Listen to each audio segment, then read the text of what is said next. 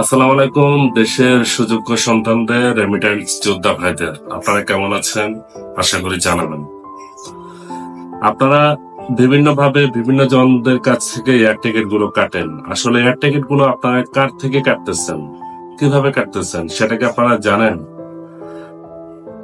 Air ticket কার থেকে কাটলে আপনাদের বেটার হয়, আপনাদের ভালো হয়, সেটাও আপনাদের জানতে হবে। কারণ একটা এয়ার টিকেটের পিছনে অনেকগুলো সেক্টর কাজ করে। যেমন আপনি টিকিটটা ইস্যু করলেন, একজন থেকে টিকিটটা কাটলেন একটা এজেন্সি থেকে। ওই এজেন্সি উনি কি নিজে সরাসরি টিকিট করে নাকি অন্য কোনো আদার্স এজেন্সি থেকে টিকিট এনে আপনার কাছে বিক্রি করছে, সেটাও আপনাকে জানতে হবে। এখন আসুন জানি কিভাবে আপনারা এয়ার টিকিট গুলো কাটলে আপনাদের বেস্ট হবে এবং আপনাদের ভালো হবে। তো আশা করি ধৈর্য ধরে ভিডিওটা দেখবেন, আপনাদের কাজে লাগবে ইনশাল্লাহ। তো এখন আপনারা কার থেকে টিকিট গুলো কাটবেন আসুন জানি।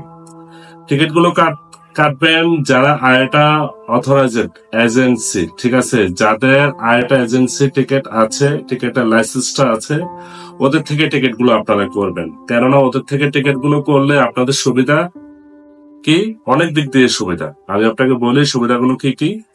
একটা হচ্ছে আপনার রিফান্ড সুবিধা পাবেন, এরপর রিইস্যু, যে আপনি ডেট চেঞ্জ, এটা সুবিধাটা পাবেন।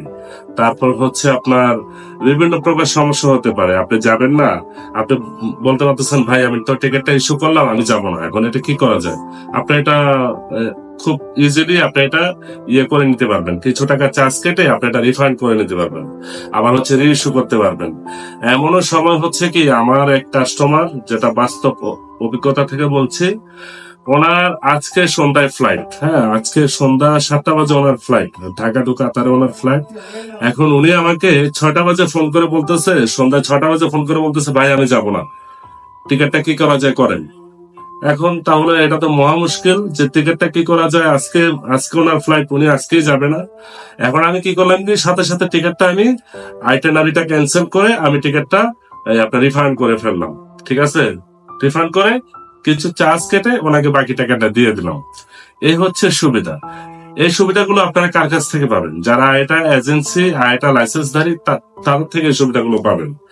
আবার দেখবেন অনেক নামে বেনামে অনেক এজেন্সি বসে আছে, শুধুমাত্র তার শরীরটা নিয়ে, দেহটা নিয়ে, একটা মোবাইল হাতে নিয়ে টিকিট, আপনি টিকিটের জন্য যাবেন, আপনার সামনে ঢাকায় ফোন দিবে, ভাই টিকিট কত করে চলতেছে, এত করে চলতেছে ভাই।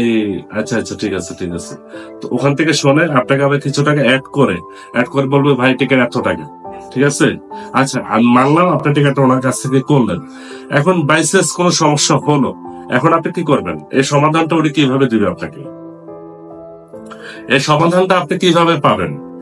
কারণ একটা টিকিট 500 টাকা, 1000 টাকা না, একটা টিকিট প্রায় 50,000 টাকা টিকিটও আছে, 80,000 টাকা টিকিটও আছে, 70,000 টাকা টিকিটও আছে, 30,000 টাকা টিকিটও আছে। তো 1 টাকা 2 টাকার তো এখানে খেলা চলছে না, না।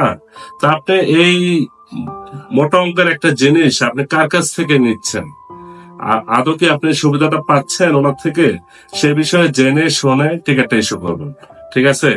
ওই যে আপনার 10 টাকা কমে পেয়ে, তারপর হচ্ছে 500 টাকা কমে পেয়ে আপনি টিকিটটা ইস্যু করে ফেললেন, হ্যাঁ, আপনাকে একটা গ্রুপ টিকিট ধরাই দিল।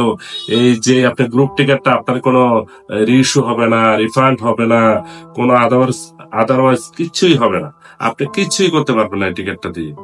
তো এখন এই টিকিটটা আপনি ইস্যু করে যদি বাইচান্স আপনার কোনো সমস্যা হয়, কি করবেন আপনি? আবার অনেক সময় দেখা যাচ্ছে কি টিকিটের ডেট চেঞ্জ হয়ে যায় অটোমেটিকলি। কারণ এটা হচ্ছে যে আমাদের কাজ না, এটা হচ্ছে এয়ারলাইন্স এর কাজ। এয়ারলাইন্সে অনেক সময় দেখা যাচ্ছে কি যাত্রী হয় না, বা কোনো দুর্যোগ সমস্যা থাকতে পারে।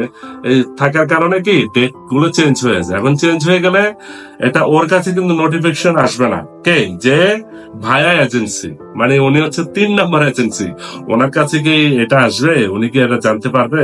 এখন তো ডেট চেঞ্জ হয়ে গেল, আপনার অনলাইনে টিকিট কিন্তু শো করতেছে না, আপনার হাতে টিকিট আছে। এখন আপনি কি করবেন? আপনি এই টিকিট নিয়ে যদি এয়ারপোর্টে যান, আপনি কি বিদেশে যেতে পারবেন?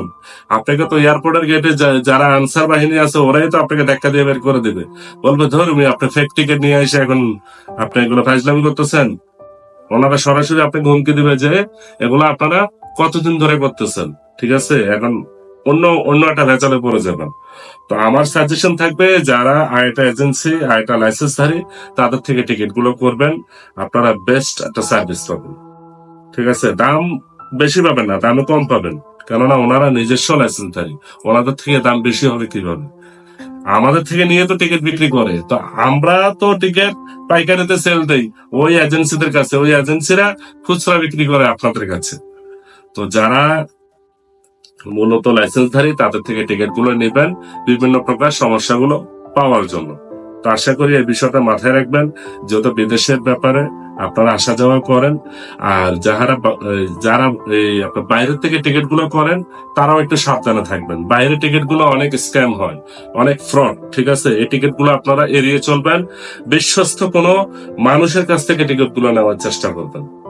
ঠিক আছে, আমার থেকে নিতে হবে আমি বলতেছি না, বিশ্বস্ত কোনো মানুষের থেকে টিকিট গুলো নেওয়ার চেষ্টা করবেন, যারা বিশেষ করে মালয়েশিয়ান প্রবাসী, সৌদি প্রবাসী, এই দুইটা প্রবাসীদের ক্ষেত্রে এই টিকিট স্ক্যাম অনেক বেশি হয়। গত কয়েকদিন আগে একটা এলাকার, এই যে আমাদের পার্শ্ববর্তী এলাকার ভাই, ওনার বাড়ি হচ্ছে বাস্পকুরিয়া, ওনার একটা টিকিট স্ক্যাম হয়ে গেছে, টিকিট আপ ডাউন কেটে দিছে, কেটে দেওয়ার পরে ওই আসারটা আছে যাওয়ারটা নাই। ঠিক আছে, এই হলো অবস্থা। এখন এগুলা এগুলা করা থেকে আপনারা এড়িয়ে চলবেন। আপনারা এই সমস্ত এজেন্সির কাছে যাবেন না, যারা ভায়া এজেন্সি ওদের থেকে টিকিট গুলা আপাতত কাটবেন না। তো এটাই আমার অনুরোধ, এটাই আপনাদের মঙ্গল হবে, ভালো হবে। তা আশা করি আপনারা বুঝতে পারছেন, না বুঝতে পারলেও আমাকে নক দিবেন, আমি ইনশাল্লাহ আপনাদেরকে পরামর্শ দেওয়ার চেষ্টা করবো, অফকোর্স ফ্রি, কোনো টাকা পয়সা লাগবে না। ঠিক আছে, তো আসসালামু আলাইকুম, ভালো থাকবেন, আল্লাহ হাফিজ।